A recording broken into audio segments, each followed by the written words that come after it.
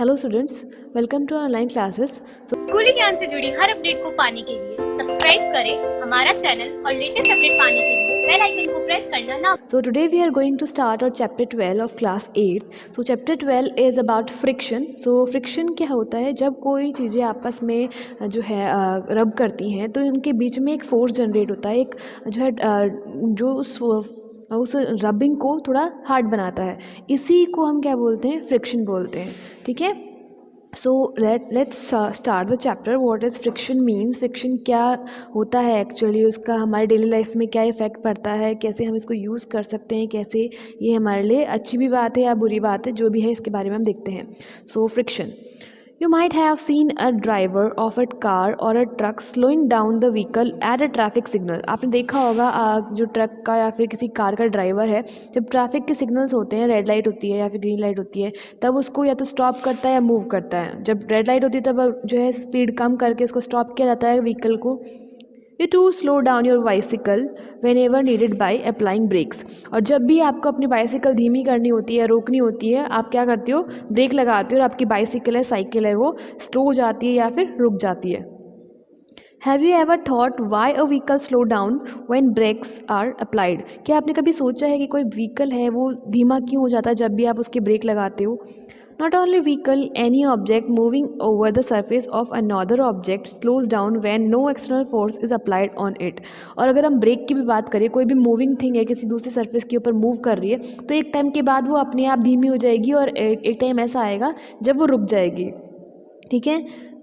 कोई भी moving object से किसी भी सरफेस के ऊपर वो क्या करती है, बिना किसी एक्सटर्नल फोर्स के, बाहरी कोई फोर्स नहीं लगेगा उसके ऊपर, फिर भी वो क्या करेगी? स्लो हो जाएगी object.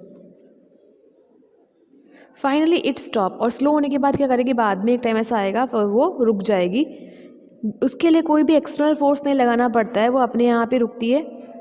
Have you not seen a moving ball on the ground stopping after some time? आपने देखा होगा, आप अपनी बॉल है कई बार मूव करके छोड़ देते हो तो थोड़ी देर बाद क्या करती है, वो बॉल अपने आप रुक जाती है एक डिस्टेंस तक जाकर। Why do we slip when we step on a banana peel? अब कभी किसी का पैर केले के छिलके पे पड़ जाता है तो वो क्या कर देता है? गिर जाता है। Why is it difficult to walk on smooth and wet floor? और अगर कोई फ्लोर है, कोई फर्श है जो स्मूथ होगा या फिर गीला होगा, बहुत ही चिकना होगा, उस पर भी हम चल नहीं पाएंगे, हम फिसल के गिर जाएंगे। जैसे हम बनाना पील पे फिसल के गिरते हैं, वैसे ही जो है स्मूथ और वेट फ्लोर पे भी कई बार गिर जाते हैं, गिर सकते हैं। As you can see in picture, जब भी अगर आप बनाना पील पर, केले के छिलके पर अपना पाँव रखोगे तो आपके फिसलने के चांस बहुत ज़्यादा होते हैं, गिरने के चांस ज़्यादा होते हैं। A boy falls down when he step on a banana peel. यहाँ पे पिक्चर में बता रखा है, एक लड़का है, अगर उसने बनाना पील पर पाँव रखा है तो वो फिसल के गिर गया है। You will find the answer to such question in this chapter. अभी बनाना पील से छिलके से बनाना के छिलके से आप फिसल के गिर क्यों जाते हो, या फिर गीले फ्लोर पे आप जो है स्टेडी क्यों नहीं रह पाते हो, इस सब के आंसर आपको इस चैप्टर में मिलने वाले हैं। तो let's find out our answers. So what is force of friction? Friction is actually a force. Friction एक जो है बल होता है, फोर्स को हिंदी में बोलते हैं बल, और फ्रिक्शन को हिंदी में बोलते हैं घर्षण, मतलब रगड़ खाना। ठीक है। सो फोर्स ऑफ फ्रिक्शन क्या होता है? Let's see about it, and we have activity 12.1 to understand it more clearly. Gently push a book on a table. एक टेबल के ऊपर आपको एक बुक रखनी है और धीरे से उसको पुश करना, धक्का देना है। You observe that it stops after moving for some distance. कुछ दूरी पर जाकर वो बुक क्या करती है? रुक जाती है। अगर आपने उसको ज़ोर से पुश किया किसी बुक पर, किसी बुक को, किसी बेंच पर रखी हुई बुक को, तो एक डिस्टेंस के बाद जाकर वो बुक रुक जाती है। Repeat this activity pushing the book from opposite direction. Same activity आपको करनी है, धक्का मारना उस बुक को, लेकिन इस बार दूसरी डायरेक्शन से। पहले जिस डायरेक्शन में मारा था उससे अपोजिट डायरेक्शन से। Does the book stop this time too? क्या इस बार भी बुक रुक जाती है? ऑब्वियसली थोड़ी दूर जाएगी बुक और उसके बाद अपने आप रुक जाएगी। Can you think of an explanation? अब ऐसा क्यों हुआ, इसके बारे में आपने सोचा है? इसका एक्सप्लेनेशन सोचा है कभी, क्यों हुआ, कैसे हुआ? Can we say that a force must be acting on the book opposite its motion. हम ऐसा भी कह सकते हैं जो बुक मूव करी उसके मूवमेंट के अपोजिट कोई भी फोर्स लग रहा था जिस फोर्स की वजह से बुक रुक गई, इस फोर्स के मोशन के अपोजिट में वो जो है लग रहा था फोर्स जिसकी वजह से वो रुक गई। मान लो कोई मूविंग ट्रक है या फिर कोई एक स्लैंटिंग सरफेस है, रोड है वो थोड़ी सी टेढ़ी है, उस पर कोई गाड़ी है या बाइसिकल है वो अपने आप मूव कर रही है, जिसके व्हीकल्स है सॉरी जिसके व्हील्स हैं वो अपने आप मूव कर रही है, तो वो कब रुकेगी? जब आप अगर वो स्लैंटिंग है, कोई भी रोड स्लैंटिंग है, टेढ़ी है, तो ढलान में है, तो जब तक आप रोकोगे नहीं तब तक वो रुकेगी नहीं। या फिर अगर बीच में कोई उसके एक हर्डल नहीं आ जाता तब तक वो जो है व्हीकल वाली कोई भी ऑब्जेक्ट रुकेगी नहीं। तो वैसे ही अगर हम इसको देखें तो यहाँ पे इसके मोशन में, बुक के मोशन में क्या हो रहा है, मान लो एक ऐसा कि एक इनविजिबल सा फोर्स है उसके ऊपर लग रहा है उसके मोशन के अपोजिट डायरेक्शन में, ताकि वो बुक रुक रही है। This force is called the force of friction. यही जो मोशन के अपोजिट डायरेक्शन में फोर्स लग रहा है, इसी फोर्स को क्या बोलते हैं? फोर्स ऑफ फ्रिक्शन बोलते हैं। So we have two pictures. First is A and B. Friction opposes relative motion between the surface of the book and the table. Table और बुक के बीच के दोनों का सरफेस है, उन दोनों के बीच में एक फोर्स लग रहा है, फ्रिक्शन फोर्स, जो इसके मोशन को, इस बुक के मोशन को रोकता है, अपोज करता है, इसका जो है विरोध करता है मोशन का। You saw that if you apply the force along the left, friction acts along the right. आपने देखा होगा बुक को अगर आप राइट साइड से अप्लाई कर रहे हो फोर्स, बुक को पुश कर रहे हो राइट साइड से, तो उसके अपोजिट यानी कि लेफ़्ट साइड में उसका फोर्स लगता है, जबकि अगर आप लेफ़्ट से आप जो है वो फोर्स अप्लाई कर रहे हो तो उसके राइट में वो फ्रिक्शन है वो एक्ट करता है। If you apply the force along the right, the friction acts along the left direction. अगर आप राइट डायरेक्शन में बुक को पुश कर रहे हो तो उसका जो फ्रिक्शन है वो लेफ्ट डायरेक्शन में लगेगा। In both cases the force opposes the motion of the book. और अगर दोनों केस थे ए और बी, किधर से भी आपने बुक को पुश किया हो, फोर्स लगाया हो, उसका मोशन जिधर भी होता है उस मोशन के अपोजिट डायरेक्शन में क्या लगता है? फ्रिक्शनल फोर्स लगता है या फोर्स ऑफ फ्रिक्शन लगता है। The force of friction always opposes the applied force. हमेशा जो है अप्लाइड फोर्स है उसका अपोज कौन करेगा? फोर्स ऑफ फ्रिक्शन करेगा। फोर्स ऑफ फ्रिक्शन जितना भी फोर्स अपने अप्लाई करा है उसके अपोजिट में लगेगा, अपोज करेगा, उसका विरोध करेगा, रोकेगा। In the above activity, the force of friction acts between the surface of book and the surface of the table। और जो अब above activity आपने करी एक्टिविटी 12.1, उसमें क्या हो रहा था? उसमें जो था बुक की सरफेस के बीच में और टेबल की सरफेस के बीच में जो था फ्रिक्शन फोर्स काम कर रहा था, एक्ट कर रहा था। Is the friction the same for all the surfaces. क्या फ्रिक्शन सारी सर्फेसेस के लिए एक्ट करता है, सेम होता है? हमने यहाँ देखा बुक की सरफेस और जो टेबल की सरफेस है उसके बीच में फोर्स काम कर रहा था, या फ्रिक्शन वाला फोर्स, ठीक है, उसके सरफेसेस के बीच में काम कर रहा था। उनके बीच में जो सरफेस है, बुक की सरफेस थी और टेबल की सरफेस थी, उन दोनों के बीच में काम कर रहा था। तो एक सोचने वाली बात ये आती है, क्या हर सरफेस के लिए सेम होता है friction? So let's see. Does it depend on the smoothness of the surface. क्या सर्फेस की स्मूथनेस पे भी जो फ्रिक्शन फोर्स है वो डिपेंड करता है? Let us find out. तो देखते हैं कि क्या जो है फ्रिक्शन के ऊपर ऐसा कुछ असर पड़ता है स्मूथनेस का, सर्फेस की स्मूथनेस का। So we have factors affecting friction. Friction को असर करने वाले कुछ फैक्टर्स हैं हमारे पास, यहाँ पर हैं। We have activity 2.2, we are going to continue about this. Tie string around a brick. एक ब्रिक है, ईंट है, उस पर एक धागा बांधना है। Pull the brick by a spring balance. और स्प्रिंग बैलेंस से उस ब्रिक को खींचना है, पुल करना है। You need to apply some force. आपको थोड़ा सा ताकत लगानी पड़ेगी, फोर्स लगाना पड़ेगा जब भी आप उस ब्रिक को खींचोगे। सिंपल ऐसे नहीं, एक तो कागज़ को खींचो, एक ब्रिक को खींचो, दोनों में फोर्स किस में ज़्यादा लगेगा? ऑब्वियसली जो भारी वाली चीज़ है, ब्रिक है, उसमें ज़्यादा लगेगा। Note down the reading on the spring balance when the brick just began to move. और जैसे ही जो है स्प्रिंग बैलेंस है, उसके अंदर जो है जितना भी आप बैलेंस उसमें फोर्स लगाओगे वो सारा स्प्रिंग बैलेंस के अंदर वो शो करेगा। तो जैसे ही जो है ब्रिक मूव करनी शुरू करती है, स्प्रिंग बैलेंस में जो भी रीडिंग है वो आपको नोट डाउन करनी है। It gives you a measure of the force of friction between the surface of the brick and the floor. और ये जो रीडिंग आई है स्प्रिंग बैलेंस के ऊपर, जो रीडिंग आई है, ये एक मेजर है कि जो उस ब्रिक और जो सरफेस थी, फ्लोर की सरफेस थी, उसके बीच में कितना फोर्स ऑफ फ्रिक्शन लगा, ये उसकी जो है मेजरमेंट आई है।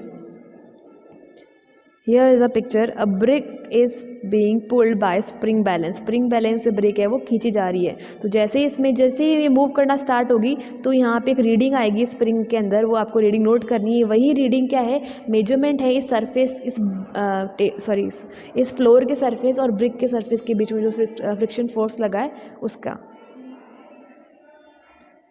Now wrap a piece of polythene around the brick. अब हमको एक जो ब्रिक हम ले रहे थे, जो ब्रिक से के साथ हम एक्टिविटी कर रहे थे, उसके अराउंड एक पॉलिथीन जो है रैप कर देनी, लपेट देनी है। एंड रिपीट द एक्टिविटी, और जो एक्टिविटी हमने पहले करी थी वो पूरी एक्टिविटी हमको कंटिन्यू करनी है, दोबारा करनी है।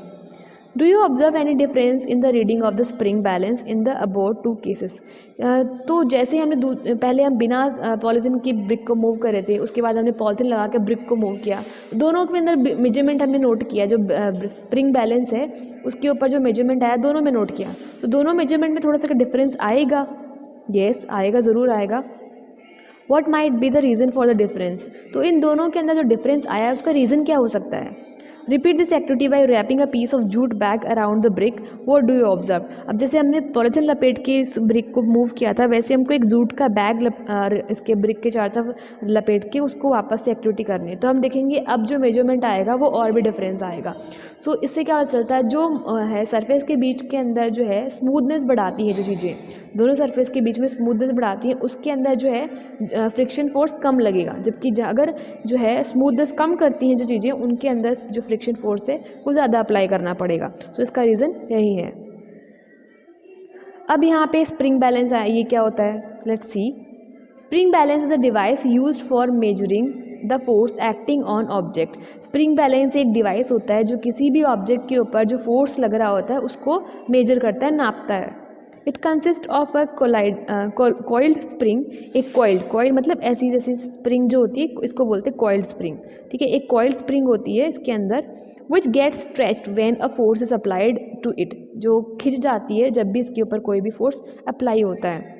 Stretching of the spring is measured by a pointer moving on a graduated scale. और एक स्केल है जिसके ऊपर पूरे निशान लगे होते हैं, इसके ऊपर जो स्प्रिंग की जो स्ट्रेचिंग है उसकी वजह से एक जो पॉइंटर है वो मूव करता है, जो कि साइड में यहाँ पे जो है पूरी मार्किंग हो रही है, उस मार्किंग को शो करता है। The reading on the scale gives the magnitude of force. और जो रीडिंग आती है इस स्केल पर वो उस फोर्स का हमको मैग्नीट्यूड देती है। मैग्नीट्यूड मतलब उसका माप क्या है, परिमाण क्या है, वो हमको बताती है। सो यहाँ पे अगर हमने यहाँ पे जो है कोई भी ऑब्जेक्ट लटका या फिर कोई भी हमने फोर्स अप्लाई किया तो उसकी जो स्प्रिंग है वो क्या करेगी, नीचे खिसकेगी, और यहाँ जहाँ पर आके वो स्प्रिंग रुकेगी वो उसका मैग्नीट्यूड होगा उस फोर्स का, ठीक है। कोई भी चीज़ उठाते हैं हम तब भी क्या लगता है, हमारा फोर्स ही लगता है। तो इसके अंदर स्प्रिंग बैलेंस है। गाँव के अंदर जो है नॉर्मली छोटा मोटा जो है उनके पास अगर तराजू वगैरह नहीं होती तो स्प्रिंग बैलेंस वगैरह यूज़ करते हैं वो लोग। Now we have activity 12.3। Make an inclined plane on a smooth floor or on table. अब आपको इंक्लाइन मतलब टेढ़ा, ये वाला हमारा फर्श है, इसके ऊपर हमने कोई भी टेढ़ी ऐसे ऑब्जेक्ट रख दी तो ये क्या है, इंक्लाइंड है। ये ऑब्जेक्ट क्या है, इंक्लाइंड है, ठीक है। इंक्लाइंड प्लेस हमने जो है स्मूथ फ्लोर पर और एक टेबल पर हमने बनाया है। जो मैं use a wooden board supporting by brick लगा के, ईंटें लगा के वुडन लकड़ी का एक बोर्ड भी लगा सकते हो या फिर बुक भी यूज़ कर सकते हो। Put a mark of with a pen at any point. और उसके जो है आपने जो एक इंक्लाइन जो है बोर्ड बनाया है उसके ऊपर एक पेंसिल से आपको मार्क लगाना है, एक पॉइंट का मार्क लगाना है। ए ऑन इंक्लाइन प्लेन, उस पॉइंट ए बनाना है वहाँ पे उस इंक्लाइन प्लेन पर। Now let a pencil cell move down from the point. और उस पॉइंट से ऊपर की साइड बनाना है उस पॉइंट को, और उस पॉइंट से आपको एक पेंसिल सेल जो कि हमारे रिमोट वगैरह में डलता है, ठीक है, वो सेल है वहाँ पे रख के उस पॉइंट ए पे रख के उसको छोड़ देना है। और पेंसिल सेल जो है हॉरिजॉन्टल पोजीशन में रखना है, खड़ा नहीं रखना है उसको, जो है लिटा के रखना है उसके अंदर। Move down from this point. और now let pencil cell move down from this point. उस ए पॉइंट से वो पेंसिल सेल क्या करना है, रोल आउट होगा, मूव नीचे की तरफ मूव करेगा। How far does is move on the table before coming to rest. So rest पे पहुंचने से पहले सेल कितना दूर तक पहुंचेगा उस इंक्लाइन प्लेस पर। हमने जो ये टेढ़ा वाला जो प्लेस बनाया है इसके ऊपर हम सेल छोड़ रहे हैं तो कितना दूर तक जाएगा ये, कहाँ तक जाके रुकेगा ये। नोट डाउन द डिस्टेंस, वो डिस्टेंस आपको नोट करनी है। Now spread a piece of cloth over the table. अब टेबल के ऊपर आपको एक कपड़ा बिछा देना है। Make sure that there is no wrinkles in the cloth, और क्लॉथ के अंदर कोई भी सलवट नहीं होनी चाहिए, एकदम स्मूथ जो है क्लॉथ होना चाहिए। उसके बाद ट्राई द एक्टिविटी अगेन, और फिर आपको एक्टिविटी करनी है, मतलब ये जो रोल किया है आपने ये जो पेंसिल सेल को वापस से आपको रोल कराना है, और उसके बाद नोट करना है कि जो है आपका पेंसिल कितना डिस्टेंस तक गया है। As you can see in picture, आपने यहाँ पे इंक्लाइंड एक जो है इंक्लाइंड प्लेस बनाया है। यहाँ पे एक पॉइंट ए मार्क कर लिया, यहाँ पे इस पेंसिल सेल को रख के ऐसे छोड़ दिया है, तो ये यहाँ तक गया है, इतनी डिस्टेंस तक ये पेंसिल सेल हमारा मूव किया है। तो हमको यहाँ तक जो है इसका मेजर कर लेना है कितना डिस्टेंस तक गया है। उसके बाद एक क्लॉथ बिछाना है, क्लॉथ बिछाने के बाद वापस से एक्टिविटी करनी है। यहाँ पे पॉइंट ए से इसको छोड़ना है, तो ये जो है सेल यहाँ तक ही गया है, तो ये वाली डिस्टेंस हमको नोट कर लेनी है। अब यहाँ पे है, as you can see in the picture में भी आप देख सकते हो, यहाँ से इसका डिस्टेंस है वो ज़्यादा है, जबकि यहाँ से इसका डिस्टेंस है वो कम है। तो ये क्यों है? क्योंकि यहाँ है कोई भी क्लॉथ नहीं था, तो जो सेल की सरफेस थी और टेबल की सरफेस थी उसके अंदर स्मूथनेस ज़्यादा थी। टेबल ज़्यादा स्मूथ होती है देन अ क्लॉथ पीस इतना स्मूथ नहीं होता जितना टेबल का सरफेस होता है, ठीक है। तो यहाँ पे स्मूथनेस ज़्यादा थी, यहाँ पे स्मूथनेस कम थी, तो यहाँ पे ज़्यादा डिस्टेंस तक गया और यहाँ पे कम डिस्टेंस गया। क्योंकि कोई भी है स्मूथनेस पे फ्रिक्शन जो है बहुत ज़्यादा इफेक्ट करता है, स्मूथनेस फ्रिक्शन पे इफेक्ट करती है। स्मूथनेस ज़्यादा होगा फ्रिक्शन कम होगा, स्मूथनेस कम होगी फ्रिक्शन ज़्यादा होगा। Okay, the pencil cells cover different distance on different surface. अलग अलग सरफेस पे जो पेंसिल सेल्स है वो अलग अलग डिस्टेंस तक जाता है।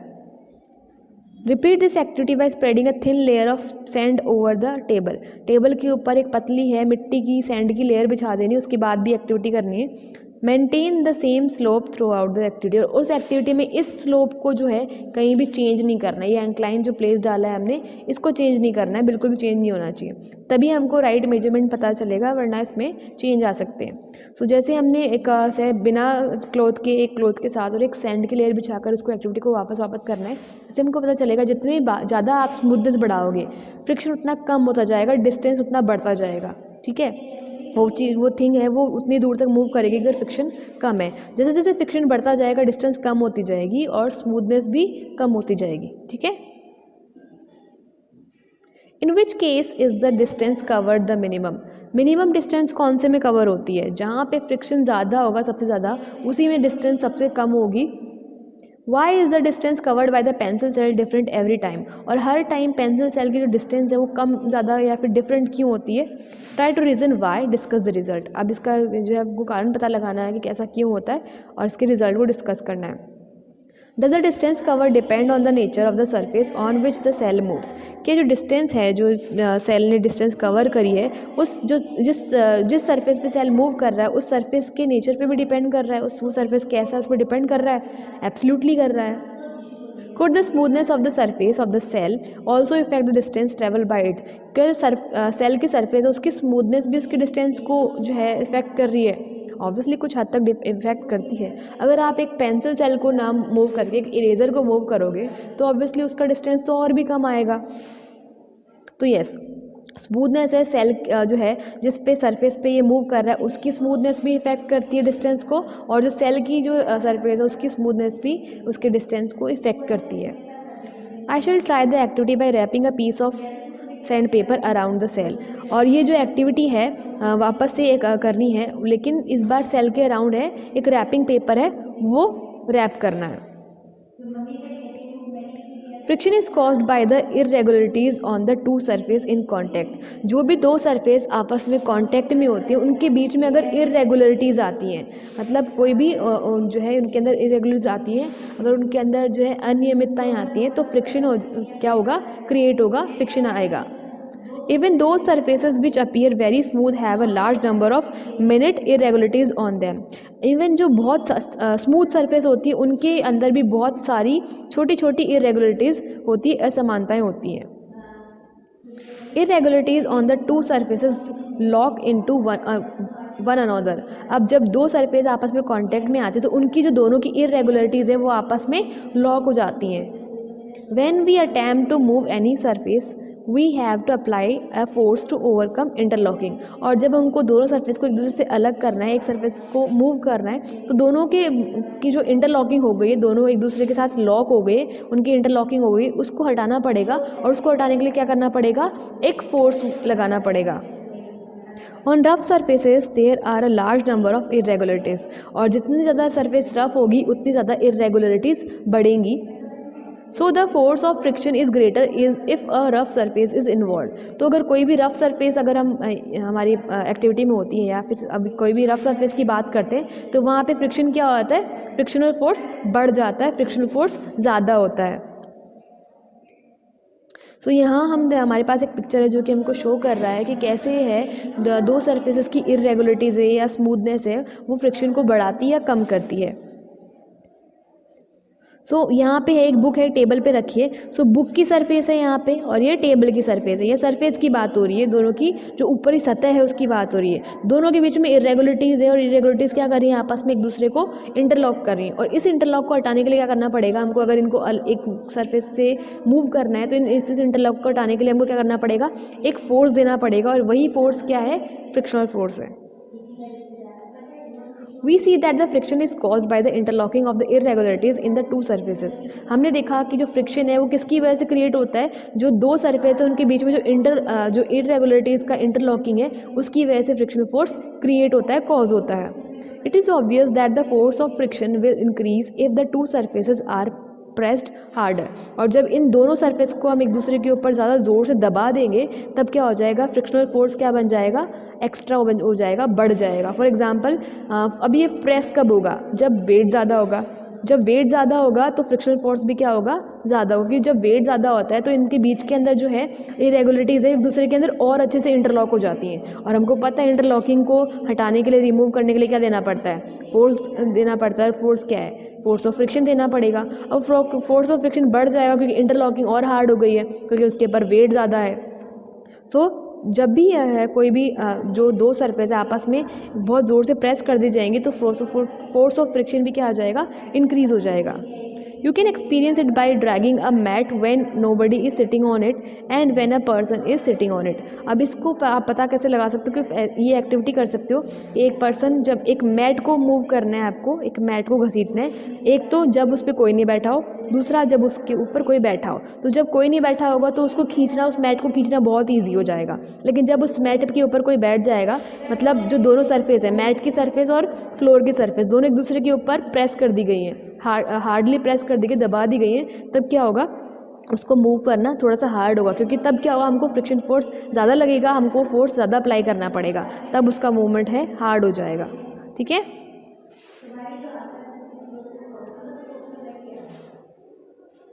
You have to push on the box to keep it moving. किसी भी बॉक्स को मूव करते रहने के लिए किसी भी बॉक्स को मूव करने के लिए आप उसको पूरा फोर्स अप्लाई करते रहना पड़ता है। Recall your experiences when last time you moved a heavy box from one place to another. आपको वो एक्सपीरियंस याद करना है जब आपने एक बॉक्स को एक जगह से दूसरी जगह पे मूव किया था। If you have no such experience, get the experience now. अगर आपने पहले किसी चीज़ को मूव नहीं किया है तो अब करके देखो। What is easier, to move the box from rest or to move it when it's already in motion. तो ईजी क्या है, अगर बॉक्स है वो रुका हुआ हो तब उसको धक्का मार के उसको मूव कराओगे, वो ज़्यादा ईजी है, या पहले से जो मूव कर रहा है उसको मूव करना ईजी है।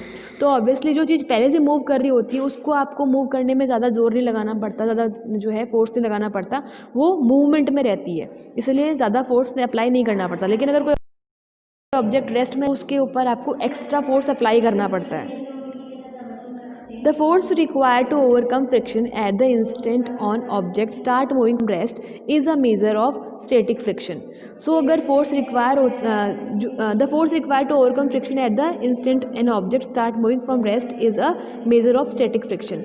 कोई भी फ्रिक्शन है उसको जो है, अगर इंस्टेंट ऑब्जेक्ट है उसको मूव कराना है, रेस्ट से मूव कराना है, तो एक फोर्स रिक्वायर होगा ताकि जो फ्रिक्शन लग रहा है उससे हमको ओवरकम करने के लिए। और ये जो है, जब कोई भी ऑब्जेक्ट रेस्ट में होती है तो उसके ऊपर एक फोर्स अप्लाई रहता है, और उस फोर्स को, उस फ्रिक्शनल फोर्स को हम क्या बोलते हैं, स्टैटिक फ्रिक्शन बोलते हैं। किसी भी ऑब्जेक्ट को रेस्ट से मूव कराने के लिए हमको एक्स्ट्रा फोर्स रिक्वायर होता है, एक्स्ट्रा फोर्स लगाना पड़ता है, और उस फोर्स को हम क्या बोलते हैं, स्टैटिक फ्रिक्शन बोलते हैं।